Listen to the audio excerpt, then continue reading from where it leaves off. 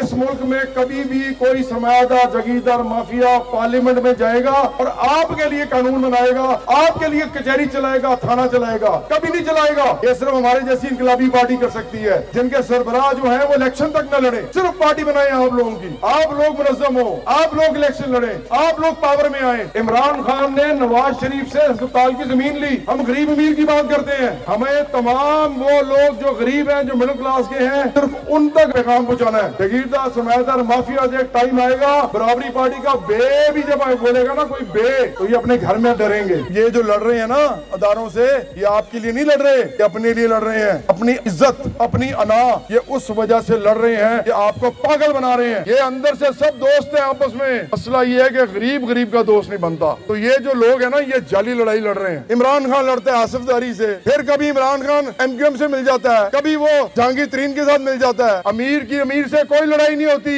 ये अंदर से दोस्त होते हैं। 76 साल से कब्जा किया हुआ है इसके ऐवानों पे, पार्लियामेंट पे, सेनेट पे, और वहाँ बैठ के लोगों को पागल बनाते हैं। ये एक ही रूलिंग क्लास के लोग हैं, ये अशराफिया के लोग हैं। कभी नहीं कह सकता कोई मुझे ये एक टका नहीं लिया किसी से, कभी खुशामद नहीं की किसी अमीर की, कभी किसी के हाथ नहीं जोड़े।